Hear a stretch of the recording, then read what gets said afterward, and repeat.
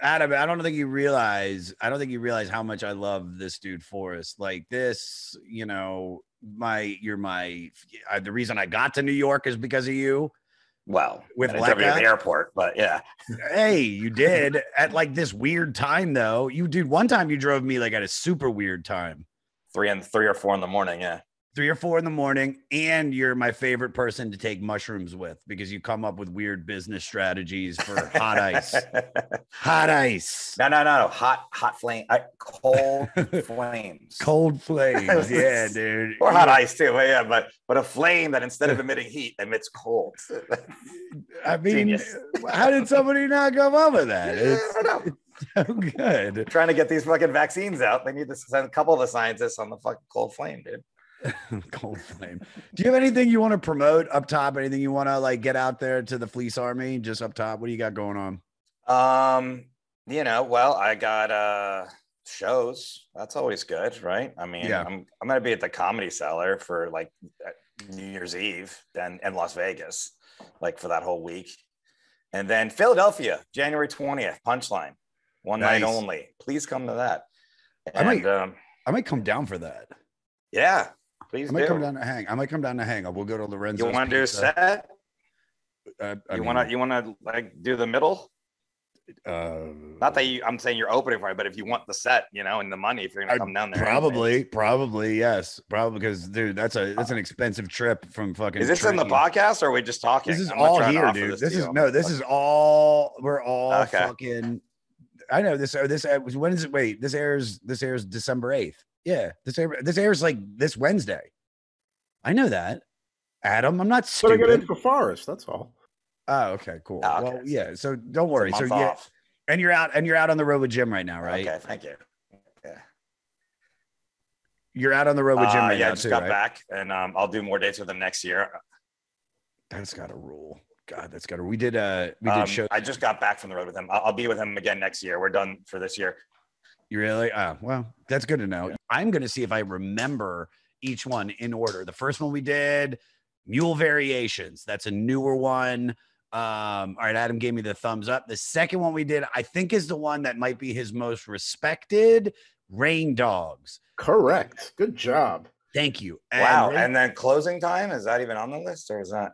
Adam will check. No, it's not. It's obviously not by that reaction from Adam. That's his first album. And that's like the one that I just associate with him the most, just because I listened to it the most when I was a kid. My mom listened to it. I didn't listen to it. Well, no, what's funny is, and let's dig into that right now because you brought it up, there was another record that we had on the list prior that I already had filled the guest, but you were like, yo, if somebody hasn't done it, I would love to do it because my mom used to listen to this record. And I don't remember what it was. John Prine.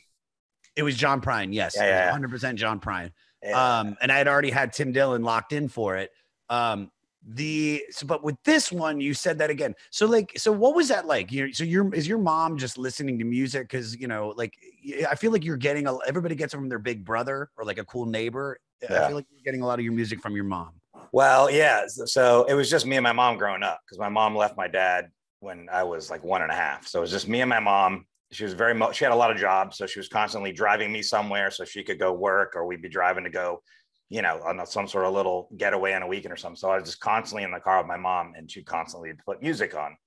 And it was like that, I call it like upbeat depression music is like what you would listen to, Yeah. Like Tom Waits, John Prine, Joni Mitchell. She listened to a lot of, where you're like, man, this is depressing, but it's pretty good. Yeah. Every Joni Mitchell song's like, long ago, the bank took my house from me. My uncle died of crippling disease. Well, that's only one song that you're doing, but every song, yeah. And so I really, when you're a kid, you hear it over and over and you absorb it. And it's funny, the John Prine, I think on that album, it's called Sam Jones. And it's like, there's a hole in Daddy's arm where all the money goes. Yes. One of my favorite. Yeah, one of my favorite returns songs. from the Vietnam War and he's the heroin addict. All right. So my mom got called in I was like in preschool or kindergarten, got called in because I was singing the lyrics to that there's a hole in Daddy's arm where all the money goes. And they were like, we're very concerned about your small child is thinking about a heroin junkie. can you get him listening to some more upbeat stuff? Maybe some Neil Diamond. I mean, can you mix in a little more Righteous Brothers? She's like, nope, Tom Waits, John Prine, fucking. Yeah, Joni. Well, she also listened to a lot of reggae. So it was kind of like that would be the counterbalance. We'd be like, oh man, we're fucking it was great music, but I'm feeling down. Let's put on jamming right now or something. No, that's the thing. You were like, put on jam. And she's like, no. We're listening to the get up, stand up, like tortured in by the man. Like, no, you're right. There was a lot of Peter Tosh, even though he was in the Wailers. It was like, it definitely was like, this is social warrior music. Yeah. Dude, your mom listened to some deep shit. Yeah. So, I mean, well, why was that? What was like, I mean, was she just, was it, like her upbringing, or like, was she like, did she go to like a lot of like, did she go to Woodstock type thing? She didn't go to Woodstock, but I would say two things. I mean, she did drugs. She did a lot of drugs. Nice. And you tend to like, especially like introspective drugs like acid or something like that, like something hallucinogenics where you like start to, you're like looking at the lyrics more and the meanings of songs. And that's what like, Tom Waits is, or any other people we're talking about. And also she was really smart. And I think that smart people are prone to depression. Not that people that aren't smart aren't, but I mean, it's just a lot. They've from like, a lot of times studies I've read or something like that. I haven't read the studies. I just read about the studies that were the studies. But so I think that, she was kind of into that somberness, that sadness, to like embrace it, but also like have this artistic way of it being expressed. And, another thing is all those people that I mentioned, Tom Waits included, John Prine, Joni Mitchell, they're all is an element of humor in their music too. Or they're humorous, and it's like the interviews. If you've ever seen an late night interview with Tom Waits, David Letterman, he did countless times. He was on Johnny Carson stuff. It's funny. Like even to the final week, David Letterman was on there. There's a thing where George Clooney's on there and he handcuffs himself to David Letterman because he's like, you can't leave. And then he brings Tom Waits out, and Tom Waits is just doing jokes. He's doing jokes about a antiperspirant he's invented called New Car Smell, because that way you wear it and then people think you have a new car, and like just like, and then for people that don't work a lot, he invented a perspirant. That way it smells like you've been working, so you don't seem like you're like, And so my mom was really funny too. She's like, that's how one of the reasons I became a comedian is there's a lot of humor in my family. So I think it was like a combination of all that kind of stuff. But of listening to this type of music. Do you remember the first time you heard this record? I don't remember this specific moment, but I just know that I was probably 6 or 7. So 6 or 7 years old listening to this, like, what is it? Do you like it? Or are you just trying to, so you like it because you like it, or you like it because your mom listens to it and you just want to connect more with your mom because it's just you and your mom? Well, I'd say both, because I mean, it was just me and my mom. So it's like that's my best friend, like I'm tight with my mom. I don't have anybody else that and so I wanted to like the stuff she liked for sure. But there's also, I mean, he's arguably one of the best songwriters ever. I mean, and there's an element of some of his songs that just listening to the record again before doing this podcast, I'm like, oh man, this, like, yeah, I sing that all the time. Like there's the San Diego Serenade. I know we're gonna get into each track, but it's like this repetitive thing that a child you could do over and over and make up your own lyrics to it, kind of, like just the rhythm of it. And I enjoy the Closing Time album. I remember being really close with when I was a kid for some reason. That was his first album, but maybe my mom listened to it more. I don't know. But she would get together with friends of hers too that were musicians, and they would, strum and play a lot of these songs on the guitar and stuff. Get high. They get high. Yeah. They called it. They had a code. I remember it was like, we're gonna go swimming. That's what they call it. And then it's like, I know what you're talking about. Like, I'm not done. Like by the time I'm 8, I'm like, oh, you're going to smoke pot out of this they had a weird plastic ball that looked like it didn't have, like it was a solid ball, but you'd have to find this little seam and you'd pop it open. And there was like shitty weed in there with stems and seeds, we roll it up some grass, dude. God, I wish my fucking parents were that hip, man. And this is the funny thing is like my dad, he may have smoked pot once in his life. And he was the guy that was like, in college, I got way too drunk. I threw up and I never got drunk again. My mom would always talk about how, she's like, I used to be hip. Like I once smoked hashish with this Israeli guy. And And that was it. And then years later, because I experimented with a lot of drugs, and still do, kind of, like, not the bad ones, like none of the addictive ones anymore. But when my mom was having like really bad back pain once, we went on to a wedding in New Jersey. I remember my sister's a doctor, or was in medical school at the time, and she's like, Mom, so you should try weed. And my mom was like, for her back pain, she's like, if someone had it, I'd smoke it. And I had brought like an eighth with me of like Kind Bud. And so when my dad and my sister went out to the beach in New Jersey, I rolled up a blunt and I was going to go smoke it by myself. And then I walked into the hotel room. My mom was just on the bed, like agonizing in pain. I look over, I'm like, Ma, I was like, you said you'd get high if somebody had it. She's like, yeah. And I was like, well, I got weed. She's like, light that shit up. And then we got fucking high as balls and watched, some British cooking show. Lunch. I got high with my mom once. Was it only one time you got high with your mom, or twice? Well, yeah.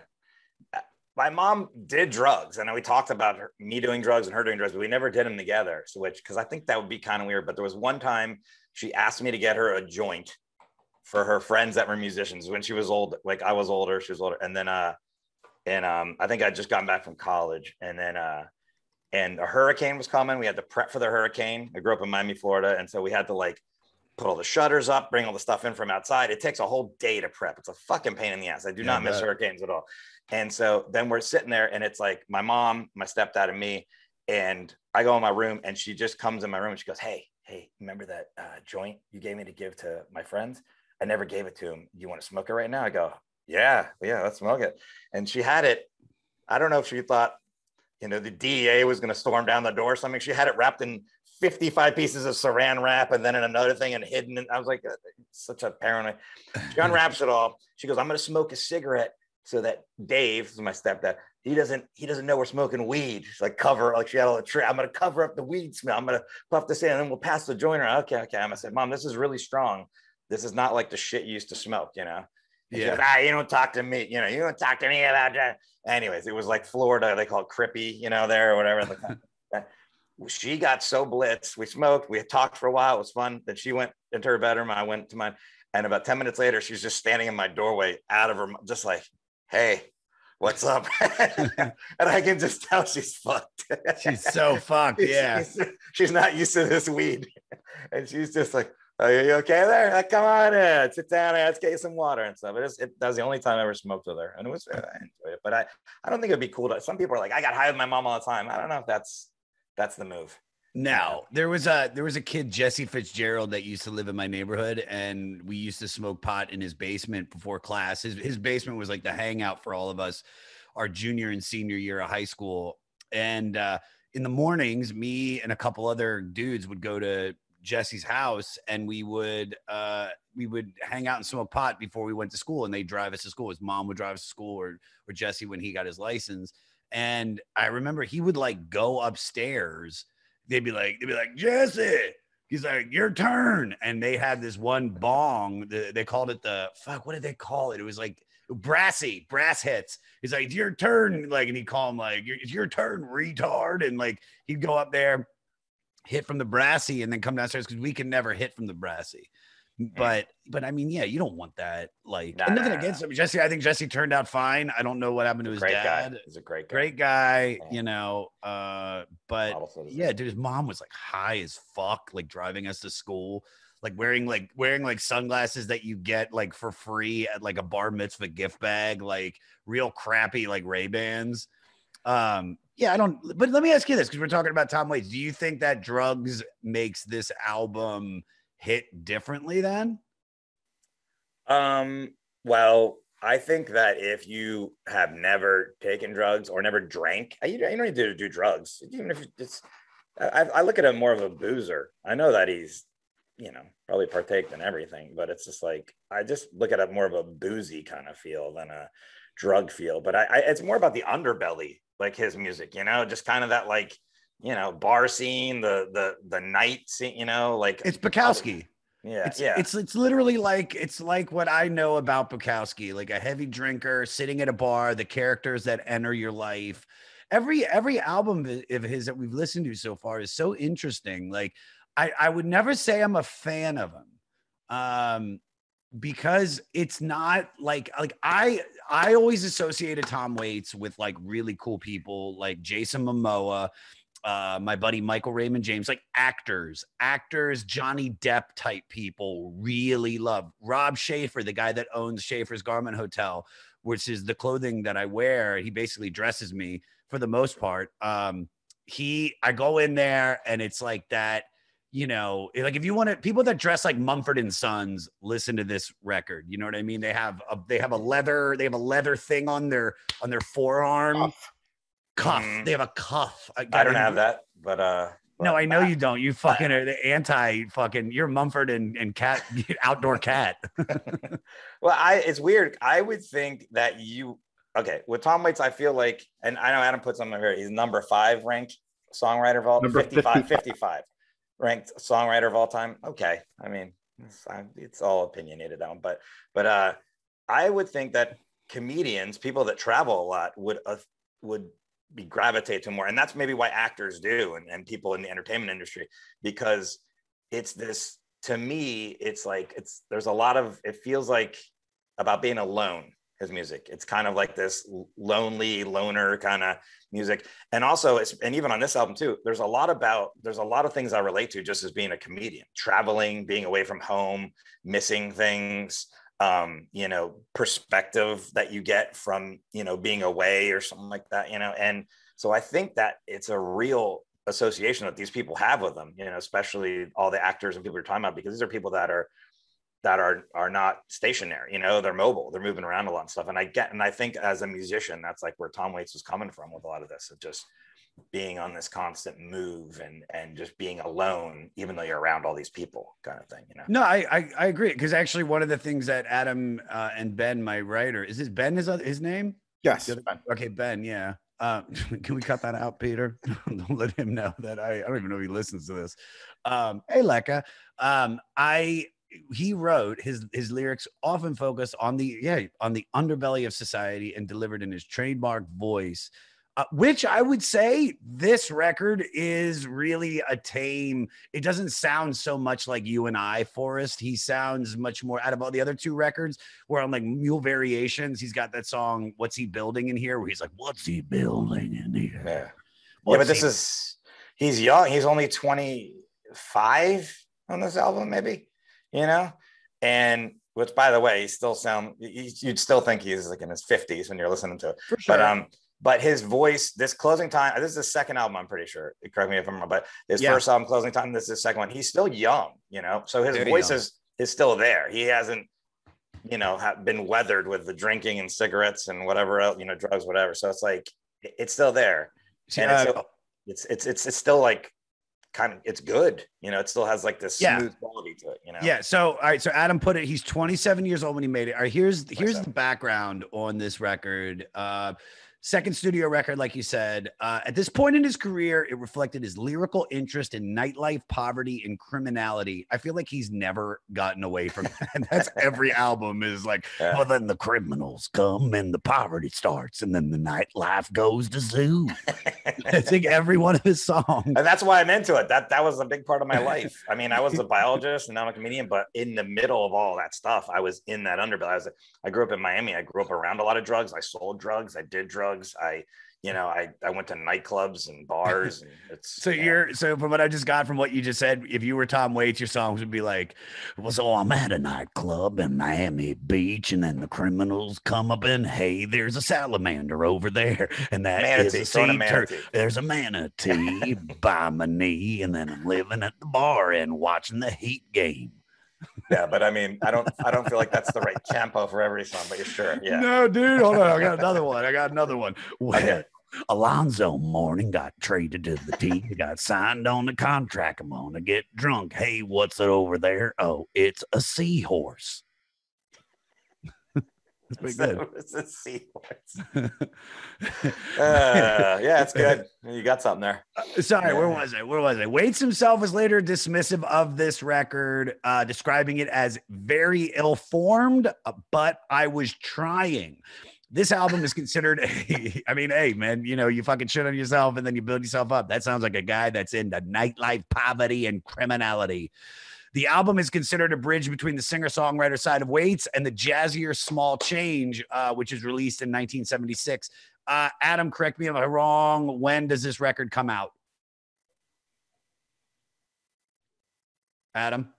Yeah, I can't believe I don't have it on there. I'm sorry. Hold on. Oh, you motherfucker, dude. What the fuck? Adam is slipping, dude. Now you're doing what Jeremiah did during the Elaine Boozler episode. Coming up, everybody. Coming up. Did we tape these in order? No, we didn't. What do you got, Adam? All right, it was released 1974. So yes. Okay. All right. Okay, cool. So I didn't listen to Small Change, and I haven't listened to the first record. So this is, I know this, and then I don't know, when did Rain Dogs come out? But if it was 74, I think he would be like 25. He was 25. Yeah, you're right. Okay, yeah. All right. Are you giving us fake information, Adam? There's a fake. Dude, do you understand how fucking rough the fans are on me if I fuck up a name? There's somebody right now that's like, he was 24. He was 24. Well, I can't believe he'd say 27. I'm turning this off and I'm listening to a Malcolm Gladwell piece. Rain Dogs was 1985, by the way. Oh, wow. Okay, cool. So that's like far. And then Mule Variations, I think, was like 2006 or something. So this album marks the start of a decade-long collaboration between Waits and record producer and engineer Bones Howe. I love that name. Who produced and engineered all Waits recordings until the artist left Asylum. Howe recounts his first encounter with the young artist. I told him I thought his music and lyrics had a Kerouac quality to them. 100%. I can't agree with that more. He is a beat writer through and through, and he was blown away that I knew who Jack Kerouac was.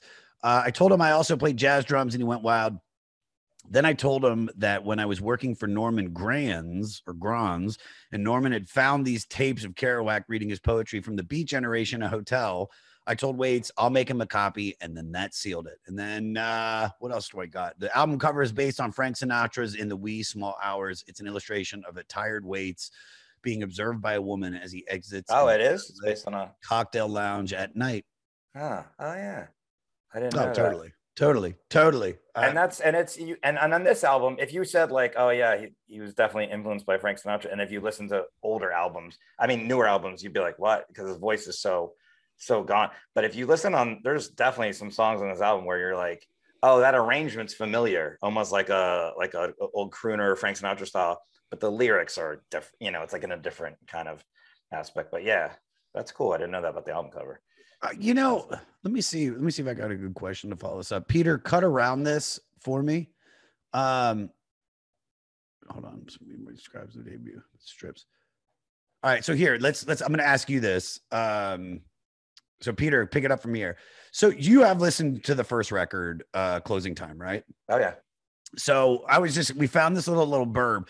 Some critics say that Heart of Saturday Night retains the same smoky barroom setting that Waits describes in that album, but strips it of the romanticism of favor of more elevated poetics. Do you agree with that? Yeah, I think, well, I mean, there's definitely, it's interesting what you said before. I think there's a definite change. And I mean, the first song, it's the paint. I'm sorry. It's a New Coat of Paint. Yeah. I think that's what it's about, is like, hey, we're doing what I did before, but we're slapping a new coat of paint on it and doing something, we're going to make it a little bit different here and make it appear that it's different, even though we're doing the same thing. And there's like more string arrangements in this album. It's not as just like stripped down, like you said, at all. Like it feels like more orchestral in certain points because of the strings, but even when it's just like him playing and stuff, and it feels more produced too. But like you said, this is the beginning of that relationship with Bones. First, big ups, Bones. Big shout out to Bones. Is Bones still alive? Find out, Adam. As I've listened to him in this weird order, as we do on this podcast, for me to discover music, where I start with usually the later albums are the ones that we listen to first, and then we get back. It's not a way to introduce you usually to an artist. Like I would never give somebody to get into Tom Waits' Mule Variations first. I would probably give them this. I feel like this is a very good record to introduce yourself with the legend that is Tom Waits. Whereas the other two records, Rain Dogs, it's great, but it's not as accessible, as easily accessible as this is. And I found this to be, you know, very, very easy to listen to, expecting it to be weird. And there were those weird songs on there that he has, like, where is it? Let me pull this song up. So, all right. So I want to, because I have to really, I think I told you guys why I wanted to bump this. So to all the listeners, we were supposed to record this about an hour before we actually sat down to do it. And the reason that I needed to bump it is because something happened to me that changed the way I feel about this record. Okay. Which doesn't happen very often, where I am on the fence. Do I like it? I think I like it. And then boom, something happens. And I'm like, wow, this is really good. So I'm listening to the album earlier today. I take my dog on a walk. I have to go to deposit money at the Wells Fargo on 14th Street. This is a good record to listen to around New York City, especially today. It's beautiful. It's autumn. It's like, it's gorgeous outside. People are everywhere because it's been cold the last few days. And I'm starting the record after I leave. When I got to leave my house and I get to the bank, I deposit the money. And when I come out, I put on Semi Sweet, which is the third song on the record. And then I'm noticing that my dog is kind of scared with 14th Street, which is the easiest way for me to get back to my apartment in Gramercy. So I'm like, I'm going to cut down Irving Plaza, which is, it's like Union Square. It's beautiful. Restaurants everywhere. It's a lot of money, but it's just gorgeous the way the trees are.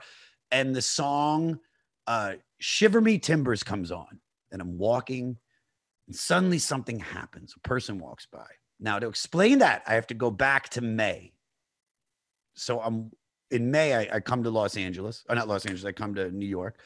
And I meet this girl that, gorgeous, 25 years old, works, has a real job, is very smart, very mature. We meet at a show. We hit it off. We go back to a place that night. I remember the Uber was like $75. And I look at her, I'm like, are we gonna fucking, and she's like, yeah. And I was like, all right, I'll pay $75 to take you back to Queens. And we hook up. And the next day we go out to breakfast, and it's great. And we realize we have a lot in common. And throughout the next few weeks, you know, we are spending a couple nights a week together.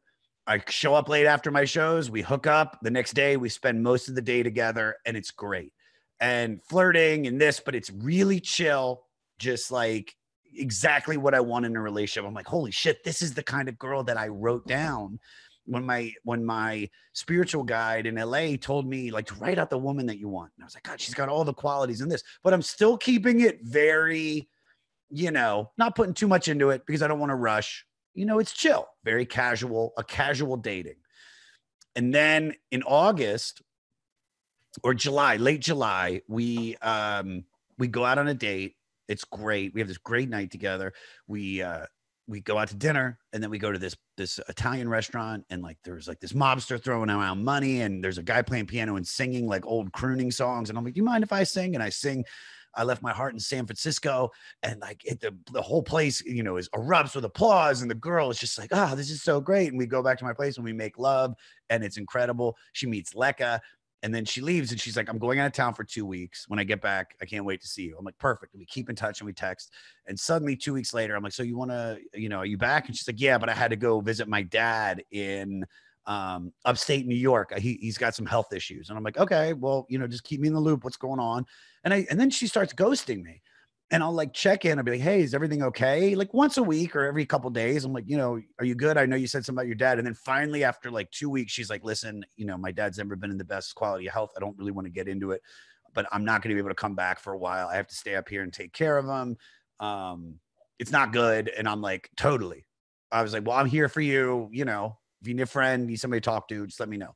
And over the next couple months, I would just check in, but she wouldn't respond. But I was more like not being needy, just being like, okay, whatever. That's, you know, I just want you to know I lost my dad. If you were dealing with whatever, I'm here for you. And she's not posting nothing on social media, nothing at all. So I know she's dealing with shit. She was never a big poster, but you know what I mean? And then maybe a week ago, I go online and suddenly she's got an Instagram story up and it's like her back in New York because she wasn't in New York. She was in upstate. And it's like a picture of a guy with him holding a cake and then like a heart around his name. And this, but it could just be a friend because the way she even phrased it, it was like whatever his name was, Ben Dog or whatever. And so I write on a comment on that, like, hey, glad to see you're back. You know, hope you're doing okay. No response.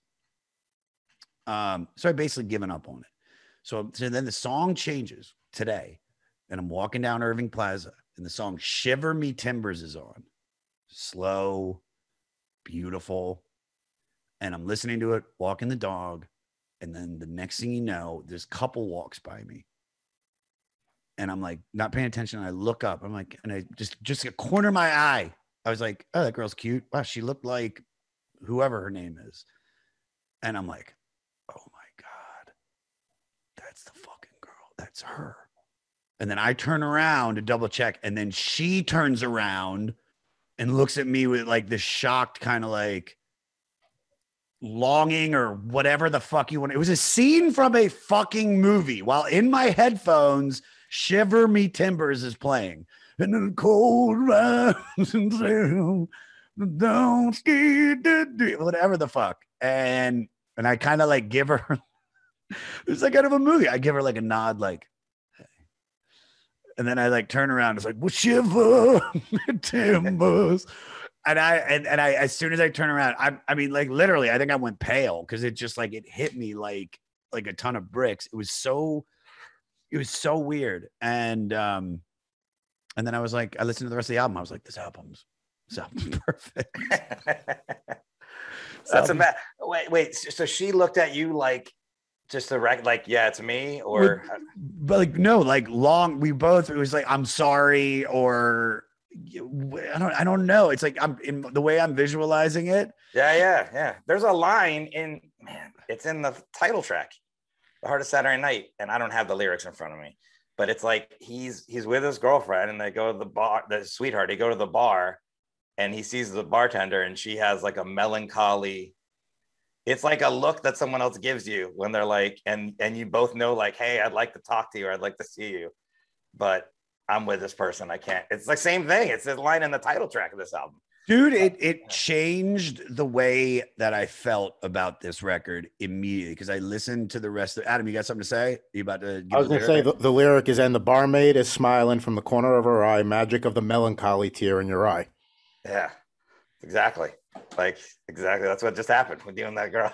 It was so melancholy, dude. It was one of the saddest, you know, sad. It was, you know, more or less because I wanted to be like, I wish I would have said something. I wish I would have gone up and been like, oh, hey, what's going on? And she's like, oh, hey. And it would have been awkward. And, you know, who is this? This is my boyfriend, whatever. And I'm like, or, you know, maybe I'm wrong.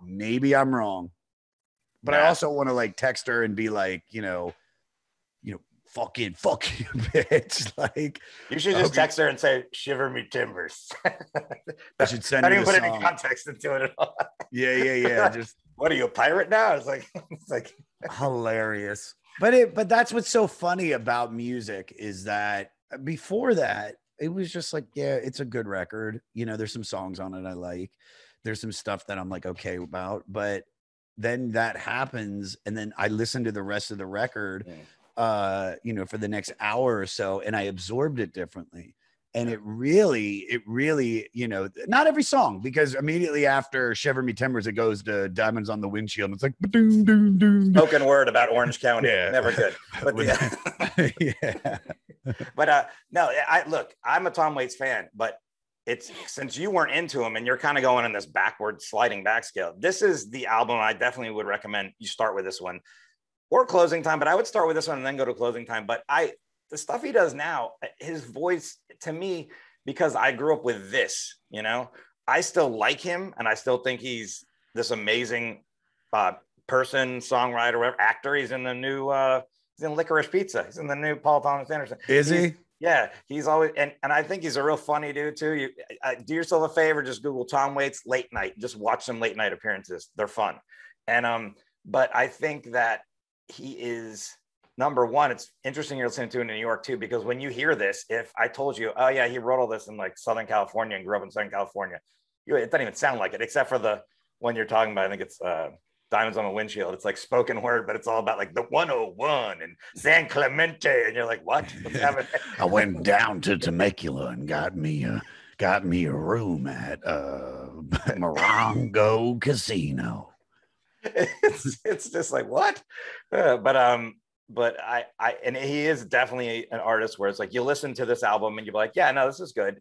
You listen to it again, you're like, this is good. And then either a moment like that'll happen, or it'll just, he's one of those artists that like just grows on you where you're like, wow, this is amazing. And how did I not know this was amazing the first time I heard it? There's an artist named Ben Howard, who's a British guy. I don't know if you're familiar with him, singer, songwriter, guitar player, amazing guitar player. And he's big in his own right, like in, you know, the people love him, but he's another guy where you listen to his album and you just like, yeah, this is really good. And then like the 10th album, you're like, I think this is the best thing I've ever heard, kind of, you know, it's, and I kind of put Tom Waits in that, where he grows on you versus, you know. Well, do you think that the lyrics hold up? Like you mentioned some of the stuff about Irvine, about like, you know, even the spoken word beat stuff. I mean, does this hold up, or is this cheeseball at this point? Well, look, I think this album's like two different. So the first half, I guess, when this will come out, I assume that Diamonds on the Windshield, spoken word when you're talking about, would be the last track on the first side, and then The Heart of Saturday Night's this first track on the second side. I'm not sure because I just don't know. I think that's how Adam wrote it out. Yeah. And so The Heart of Saturday Night, the second side, it to me is like almost like this short film or play. Like all of the songs kind of go into each other. They're sort of related to each other. And just the imagery it's created, I think holds up fine. Because we're talking about like everything you said, the seediness, you know, dive bars and nightlife and drunks and, you know, people just kind of living their lives and stuff. You know, maybe that Diamonds on their Windshield spoken word thing. I listened to it when I listened to this album again. I was like, I don't know.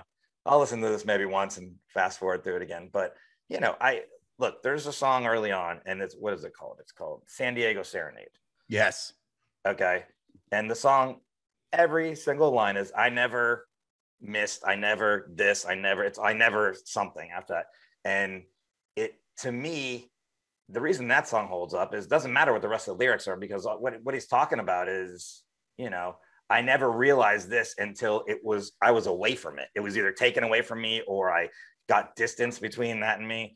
And as a comedian, this is why I would think that comedians in general would relate to this, or people that travel. It's like, you know, you live in LA or New York, whatever, but I'll just take LA because I live there, for instance. I just got off the road. I was with Jim. We went to Buffalo, Philly, and Norfolk, Virginia. Nothing wrong with Norfolk, Virginia or Buffalo or anything. But by the end of the trip, you're just like, man, I landed, got picked up at the airport, and we're in traffic on the 110. And I wasn't even upset because I was like, man, like I didn't know I missed this until I was away from it. And then but if you're just sitting in traffic after being in LA for a month, you're like, oh, fuck this, fuck LA. But you get away from it, like, oh yeah, I love this place. I love everything about it. Even the stuff that I thought I hated, you know, or didn't. Yeah. Like. And that song that's all it's about. So it doesn't matter. You can just make up your own lyrics to it. I never missed the traffic until I was in Norfolk, Virginia. I never missed someone breaking into my car and taking my bag out my front seat. That's the new LA. I never missed. That's a bit wordy. Yeah, that homeless dude shitting on Beechwood Drive, even though it's a nice neighborhood. Never missed that home. Yeah, but I think the vibe holds up for me, at least. It does. You know? Yeah, I agree. It's a vibe. It's definitely a vibe. So a lot of diehards feel that their life is divided into two parts: the before discovering Tom Waits and after. It has not affected me that way. Not saying that it's bad or it's good or this, that, or the other thing. Is that like I dig it. But I'm not like, do you have that kind of feeling, musically? No, because that would be my whole, I was 6 or 7 when I started listening to, so no, but, I like Tom Waits, but I don't divide my life by that at all. But, I didn't think so. Yeah, it would be really bad. I was like there's pre Tom Waits, I was shitting in my diapers, and post Tom Waits, fruit roll-ups. Do you, is there an era of Tom Waits that you've heard that you dig the most? Do you like this is it. That's what I this album, Closing Time, those are the two I would still listen to, you know? Like if you put on something from any other album, I would be like, oh, Tom Waits cool. Like I haven't heard this in a while, whatever. But I think there's another one. I can't forget the name. Nighthawks at the cafe or something. That album I think is right after this. I might occasionally put that on too, but I put on tracks still from this album and Closing Time, like I'm like, oh yeah, I want to do some self-reflecting. So, you know, and put this on, or I just went through a breakup or something like that, or something like that, you know, and I'll put it on and just, I want that kind of to sit in that feeling. You know? I don't know if the other albums like Rain Dogs, I don't know if I'm ever going to put on again, except for maybe a couple of songs that I liked from it. Mule Variations, I probably never listen to again. I would listen to this. This is a nice rainy day, you know, in the house. I'm cleaning, or I'm reading, or like I'm just hanging out. You know, this is a very, very easy album of his to listen to. And, you know, to all the listeners, if I'm curious to hear your thoughts, you know, you should fucking underneath the picture that I post on my Instagram, like, let me know what your favorite Tom Waits record is and what your favorite era is. Cause I honestly think this is mine. I also got to give him a shout out. I love Bram Stoker's Dracula, Tom Waits, you know, Renfield, you know, fucking that ruled, man. Like cause he was just such a good character actor. And I do love the deeper stuff too, but as musically, like, I think the older stuff is cooler. I think the younger stuff is much more pleasant. Yeah, and there's like 3 tracks I listened to on this album. And it's not even the title track, which I like, The Heart of Saturday Night. I think, and it's a great song. But there's the San Diego Serenade, which it's such a weird name, San Diego Serenade. The title, you're like, and you put on the song, you're like, what? San Diego, like, you know, just such, but that song's been covered a bunch too. And you know who covered it? You know Dion? Yeah. The Wanderer and Run Around Dion Sue. Cole. Oh, no, not Dion Cole. Not Dion Cole. No, the musician Dion. He did the Run Around Sue, that song, and the Wanderer. Yeah. And he's in the Rock and Roll Hall of Fame and whatever. He's like, well, he covered it, and he just like changed the name to Serenade. And I was like, I didn't think you're allowed to do. It's the same lyrics, it's the same song, and he's like, I'm just gonna change the name. But I did a show with that guy years ago. I did a show with Dion at a recovery. It was like a show for people in recovery programs, and it was like in a basketball arena at Florida Atlantic University. I did not know who he was at the time. I didn't know he was in the Rock and Roll Hall of Fame, that he was like this legendary musician, whatever. And we're getting ready to go down there. He's going to play some songs and then introduce me and a couple other comics to go up. And he just goes, where are all the comics, whatever. And I'm like, we're here. And then he just looks at me and he goes, well, you don't look very funny. You know, like that kind of, like somebody would say to you. And I didn't know who he was. And I go, well, you don't look very good at whatever it is you do either, buddy. You know, just like to be a dickhead or like some stupid. And I didn't know he was in the Rock and Roll Hall of Fame there. And he was that. And then he went up and played the Run Around. So I go, oh, that's that guy. Yeah. Okay. Good fucking move, dickhead. That was me internally. But and then there's the other song is fumbling with the blues. It's like this. It's like from the point of view of like this kind of like just drunk like in the bar. But I've always wanted to play. Can you play piano? Enough. Like I can dig around on it. I've always wanted to like own a piano and then have people over and then at some point just slide in and be like, hey, and just start, you know. Fucking do it, dude. But you got a house now. Fucking invent. Dude, the pianos are really good. I know. It's not like I just sit on my ass all day. I do things. Like I have a lot of things I'm doing. It's a piano's not a. All right. What is this? A motivational podcast too? You need to get up. You need to fucking work. You need to learn how to play. You know how long I'd have to learn how to play piano to do. I don't want to just be able to play chopsticks. I want to like just sit down. I know that. I know. Well, fucking dude, it's not very hard. Okay. I disagree. It's not hard to learn how to play piano and sing at the same time and entertain people. Learn one song. All right. Well, I guess I just won't even say what I was going to say then. You know? Say it. No, say it, dude. Forget it. You know, finish it. Finish it now. No, hasn't accomplished anything in its whole goddamn life. trying to motivate you. I listened to your story about some woman and this long thing. I was quiet the whole time. There's so many times I could have made jokes and thrown you stuff. Should have. That's the point. Take your dick out on the street or something. And I was it was like a tender moment. I was letting you have it. It was my it was my Tom Waits movie. Anyways, I like Fumbling with the Blues. Good song. I want to ask you this so we can find out more about you.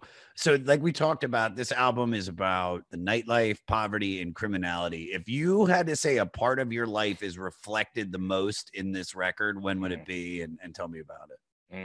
I mean, probably from after I graduated college till I became a comedian, I'd say. I was a marine biologist. It doesn't sound like it's going to be reflective at all. Nah.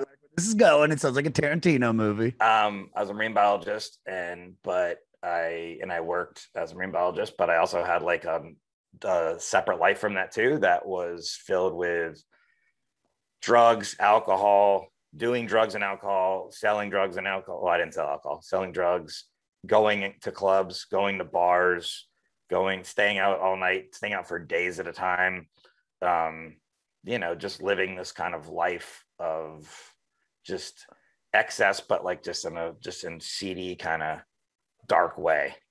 And it was fun, and I had a lot of fun times, and I still have friends from that time, and we've all moved on to different parts of our lives. But I look back and I'm just like, man, I really was in dark places then, but I still was kind of like pushing through on the other part of my life stuff. So you were functioning. You were like a functioning degenerate, like in a sense, because you're able to still be a marine biologist, pay your bill. Were you paying your bills or no? Yeah. So you're able to pay your bills, but gambling. How did I have to leave out gambling? I was gambling the whole time too, so that's my biggest one. I don't even know how I left that one. That's my biggest. In the world of gambling is like, you can go to a casino. And by the way, they're always like, every casino's ad is like, hey, we're wearing a suit and tie and we're getting dressed to the nines. It's like no one's wearing a suit and tie at a casino. Everyone's wearing like ripped fucking tracksuit pants, and they're like, you want to buy a watch? Okay. Yeah. But they're just like, me and Angela used to go to every time we used to do a show we had to take the 5, we'd always stop at Commerce Casino on the way home, smoke a joint in the parking lot, and then go in and then watch everybody play poker. And like Angela would just riff and make fun of the guys, like, that guy has high blood pressure, this guy likes to run sand particles through his fingers. And then you'd see those guys that have been sitting there for like 5-6 hours, and then they have that Asian woman that's like kneading their back, and like they're eating like a bowl of pho or whatever. It's crazy because at a casino, you'll see some people will lose money and they're just despondent, but other people get angry and they'll just start yelling and you're a fucking bad dealer. I'm like, you're yelling at statistics. That's what you're doing. It's like, they act like there's some sort of luck involved. They're like, you're the bad dealer. It's like, they're just taking cards out of a thing. And it's like, and I could never be a dealer because it's like the fucking hate that gets spewed at, and it's like, you could lose. It's a casino. I don't know if you know how this works. It's I remember I was in Vegas with some friends and we were on mushrooms. This is recently, but not gambling. They decided to go gambling on mushrooms. And I just stayed in the room. I said, I'll just stay in here. I'm too fucked up. I can't go out. And they came back and they were all like, they lost all their money. And they were like, I think that dealer, he was doing something weird. Their mushroom brains were like, I would see something like there was a card and then maybe like they thought there was some conspiracy going on. And I go, or you're in a casino and you lost your money in a casino. That's probably like what happened. It's strange to me that people go there. And because even when I gamble and stuff, I would accept it when I lost it. I didn't like it, but it was like this abuse that I would like inflict on myself. So yeah, anyways, that was a big part of my life too then. So it was like drugs, gambling. I was like, it was just this alter life that I lived. And so I associate a lot with that. And I miss it a lot too, though, because it's very interesting. Like we said, like you guys used to go high there and watch it. That's the interesting part of life. But if you immerse yourself in it and it's your whole life, it'll fuck you up, So it's almost like you got to visit it once in a while. And I don't know how to do that as an addict, like I'm an addict. Gambling's my big thing, but I mean, I've gone to excess with everything. And so when I don't dip my toe in, I always just dive fully in. So it's either I'm in that kind of world or I'm out of that world. And it's like, I'm just fat walking around my house now, and I'm happy with that. I got my dog and stuff, but it's like the alternate to that is like, wow, I'm going to be old and doing this. Like, it's one thing if you're in your 20s doing this shit, but it's like now I'm going to be like getting my AARP card and just like, all right, let's do it. Dude, I was just watching Cops. I love Cops. I leave it on for Lecca when I leave the house. She loves Cops. They have it on Pluto TV. It runs just a channel. It runs all the time. Trying to toughen her up. You know what I mean? Yeah. And but I was watching an episode where these two guys that were like in their mid 40s got busted. Like, I think they had drugs on them and they were in a car. They were, I don't know what they were doing, but I remember the cop was like, you know, like at the end, when after he arrested both of them, he was like, yeah, man, that's sad, man, to see guys in their mid 40s still doing this shit and still fucking living this lifestyle when it's like, you know, you're fucking 45. And I mean, you know, like you said something, I romanticize. Dude, when you listen to this record and you hear about the characters that we've all met, you know, I've met these guys. I've hung out at bars in Baltimore and have met the characters, these people that are fun. They're fun to drink with. They're fun to be around. But I don't, you know, but that was only for that moment in my life. I don't want to take them with me where I go. Just like, it was fun. I romanticized Forrest when I used to go to downtown LA and buy dope. I used to think it was the coolest thing ever. I was like, Miles Davis used to be a heroin addict, and John Coltrane and fucking Scott Weiland of Stone Temple Pilots, and these guys that I look up to. And it's like, they were fucking losers, but there's something beautiful about that seedy underbelly of the world. Like I said, though, it's good. When I was gambling, I had two phases of gambling. Sports gambling was mostly lonely. I would just do it by myself, alone in my house. But when I would go to casinos and gambling, the one thing that I did miss is sometimes you'd be sitting at a table with a bunch of strangers. Maybe you'd have a drink, maybe you wouldn't, but you get to talking to all of them. And if you started winning together, you know, you had like this, and even if you were losing together, you were like this group, this unit where you were like, yeah, hey, yeah, what do you do? What's going on? All right, hey, good luck, whatever. Oh, nice. All right, you won or whatever. And it's like your brain romanticizes that. But then you look back and you're like, oh, we're all a bunch of fucking degenerate gamblers too. And we're all staying away from the people that we care about, our friends, our loved ones. We're wasting money here that we could be using for other things. We're wasting time, which is even more important. You know, the amount of time that I spent gambling is I couldn't even put it. I don't even know what it is, but it's so much, you know? And so listening to something like this, like I said, that's what I think is fun about it, where I'm like, yeah, I've been there, done that. And I don't want to say, I don't fully regret everything I've done, because there were things that I, you know, like you said, romanticize. I like, and I think this is a good way to do it. Listen to an album and be like, yeah, those were the days, huh? Oh, wait, those weren't the days. Like, no, they weren't. But when in a Tom Waits song, they are very, very beautiful. And big ups, man. Tom, you did a really good job. Really good job talking about fucked up shit in a beautiful way. All right, any other songs we want to talk about? I know we've mentioned a couple of them. I do like the final song on the record, The Ghost of Saturday Night. Yeah, that's spoken word kind of. It's like a rap almost. Yeah. Well, then hold on, wait. They picked that up, Peter, because you might have to change it, because that's not on the last one that I have. I didn't write. Hold on, give me 2 seconds. Let me just look it up. That's the name of it, The Ghost of Saturday Night? No. The Heart. That's what no, wait, hold on. No, fuck, dude. What? Fuck you, fucking phone. Tom Waits. Cut all of this, Peter. Make it better. You want me to talk about this one song? There's another song that I can say right now. Hold on. Don't get all fucking doodly spoodly. Hold on. Skeebly a deebly. What if I was like, wait, we've been talking about Nighthawks at the Diner the whole time, haven't we? Fuck, is that it? Hold on, wait.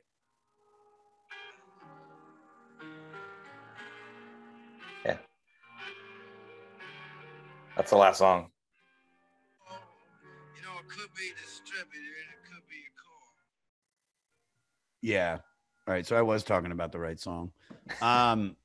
Yeah, there's listen, man. I mean, before we get into reviews and random facts, like, dude, the songs on this record that are good are really good.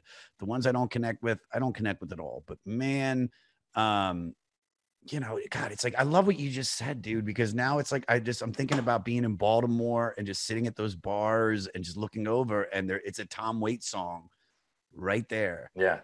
But that's what it is. I mean, that's why you talk about it. You go to therapy, you go to 12-step meeting, you do whatever, if you have some sort of addiction, and you could talk about it. And some people say, oh, you might say, oh, you're romantic. I think to talk about it and to think about it is still therapeutic and helps you not to repeat it, because you'll inevitably think about all the bad shit that goes along with it too, where you're like, yeah, that sucked. That person lost their family, or they died, or they did this or whatever, you know, because of it. So there's a song in here, by the way, Please Call Me Baby. I don't know if you like that song, but that's like a kind of Frank Sinatra-y one. Peter, I'm going to call you Peter. Adam, play a little bit of Please Call Me Baby. You got it? That's why I can refresh my memory. Ooh.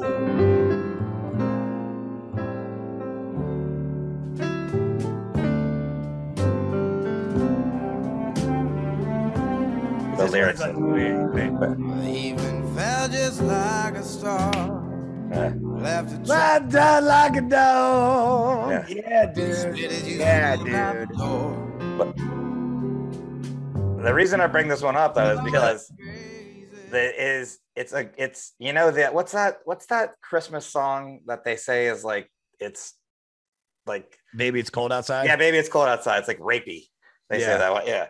This is the good version of that song, because he's basically, this song is about like, you can't, the gist of it to me is like, you got to have the good with the bad, because they balance each other out. You can't just have all good and all bad, whatever.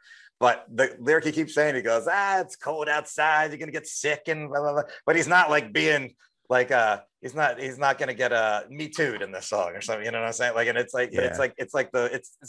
almost like a Christmassy song for you here, guys. Clean up for Christmas. Put this one on Christmas morning.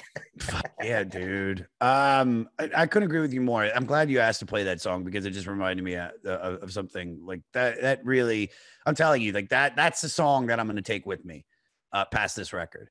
Okay. Yeah. Oh, for sure. Sure. I'm adding it to Fleece Army. I'm going to add it to my 500 playlist on Dark Lord Spotify. By the way, fuck you, Spotify. Just giving you the shout out. What are you going to do? Spotify can't do nothing. Yeah. I'm looking up the lyrics, because there's like, the lyrics of that song are like just so. While you look that up, I'm going to do some random facts. So this is the third and final time we're going to talk about Tom on the 500. The first time was at 416 with Mule Variations, where we had Chris Sullivan from This Is Us. The last time was at 399 with Rain Dogs, with Taylor Goldsmith from the band Dawes. And now we have you, my fucking doodle. I love you, buddy. Rain Dogs moved up to 357 on the 2020 list, but this album and Mule Variations did not make the list. I can see why. Rain Dogs is kind of an amalgamation of both of these, you know? Nobody? Okay. Okay. I thought like I thought that was rhetorical. Actually. So here is some nice album reviews. The Los Angeles Times, in a retrospective review, said that Buddy Segal, the writer, was more impressed by Wade's touchingly, unashamedly sentimental songs, calling The Heart of Saturday Night perhaps the singer's most mature, ingenuous, and fully realized album. Can I be completely honest with you? Out of the 3 records we've listened to, I would completely agree with that. And it was 25. That's like fucking A. Yeah. And you want me to learn piano now? Come on, dude. Come on, dude. Just fucking learn one song. I already know one song. I can play Green Sleeves. Which one's that? Ding, ding, ding, ding, ding, ding, ding, ding, ding, ding. Learn the fucking words to it. There's no song. I don't know what the words are. There words to it? Green sleeves, not purple sleeves. Green sleeves. Some nasty. Alas, my love, you do me wrong to cast me off discourteously. What the fuck? That's a Tom Waits song. That's a Tom Waits song, dude. Who would write discourteously as a word in a song? Get the fuck out of here. Fucking Tom Waits. Nasty album reviews. In a contemporary review for the Village Voice, Janet Maslin regarded the songs as tawdry affections of a boozy vertigo marred by weights, vague lyrics, and ill-advised puns on an album that is too self-consciously limited in mood. It demands to be listened to after hours when that cloud of self-pitying gloom has descended and the vino is close at hand. Or you could have just said, have a beer and listen to this. Yeah, well, any of these facts are worth bringing up, Adam? I think the Frank Zappa one's kind of cool. Where is it? Let me find it. Two right below it. Yeah. All right. Wait's first tour for the Closing Time album was opening for Frank Zappa, the Mothers of Invention. He took over for the previous act, Kathy Dalton, who pulled out due to fan hostility. Waits encountered the same reception and found Zappa intimidating. To promote The Heart of Saturday Night, he would reluctantly agree to open for Zappa's band again, but it would help his career. He headlined his first show in October of 74. Frank Zappa only had one #1 song ever. Do you know what it was?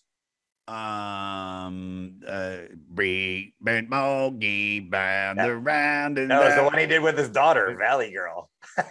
Really? Yeah. Oh, I was thinking of Zapp and Roger. Oh. Let's prove tonight.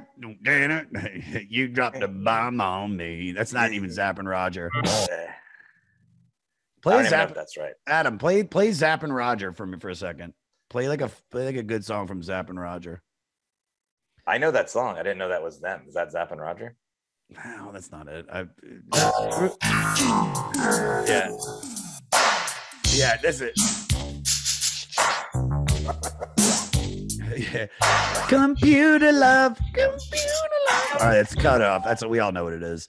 All right, let me see if there's any more questions I want to ask you about this. You love to ask questions.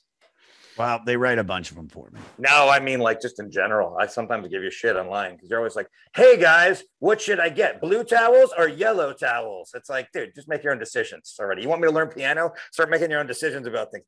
Hey, gang out there, what movie should I see? Ghostbusters or House of Gucci? Okay. Can I tell you why I do that? Because that's so funny. You're not. I love you. I love you, Josh. It's like, I love you too. I use social media. I know. For what I think it was invented for. Questions? Especially Facebook and Twitter. Dude, what do you want me to do? Fucking be like, yeah, this fucking sucks. Fuck all this. That's Twitter. And Facebook is the same thing now. So what I do is go, hey, I need to get a picture framed in New York City. Anybody have recommendations? And then, hey, I'm looking for a good cheeseburger in St. Louis. What do you got?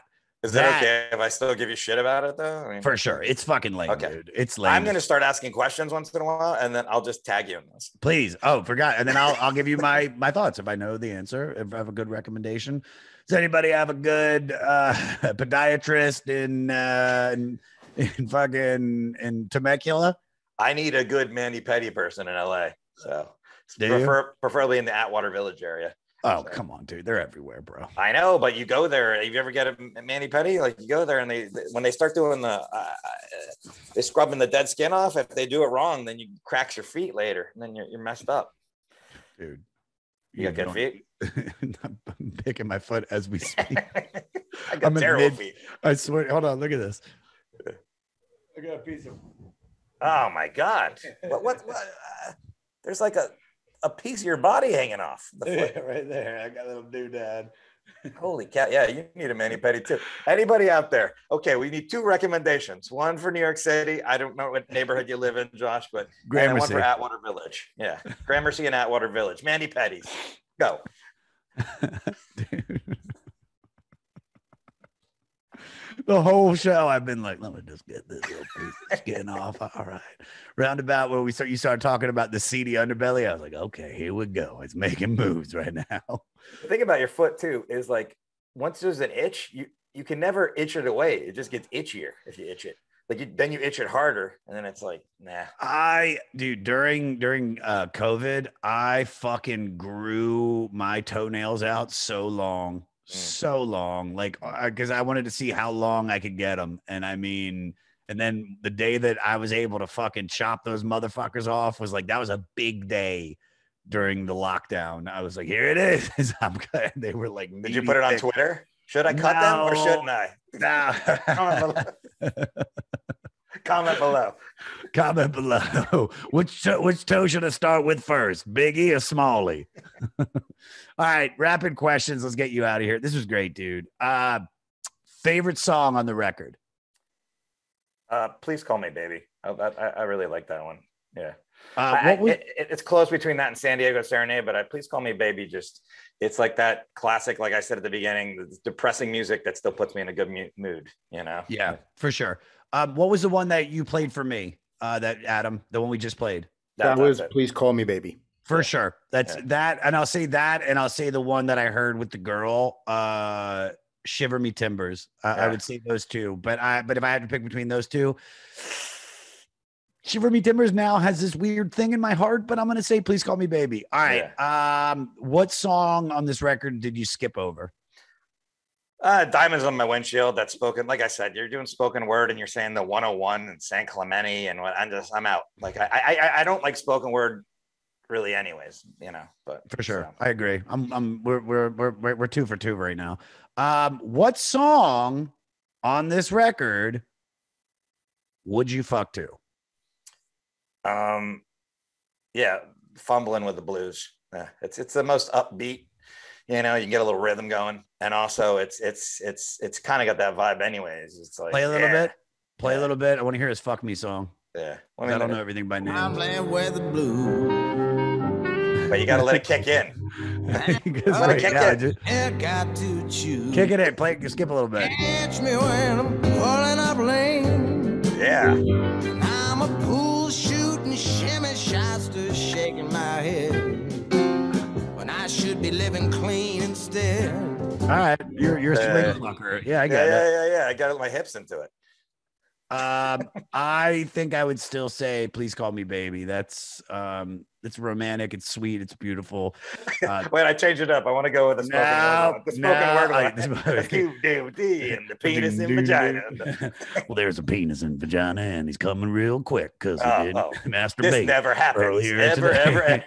He didn't masturbate earlier today as he should have been. He had his sex coming up. Yeah, let's do it again right after I wake up. And last question, does this deserve to be on the 500 greatest albums list? And if so, why should the younger generation listen to this?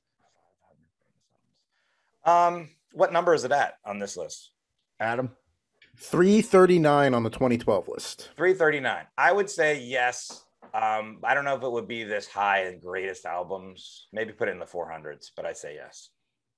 And I think the younger generation can listen to this because it's like you said, did the lyrics hold up?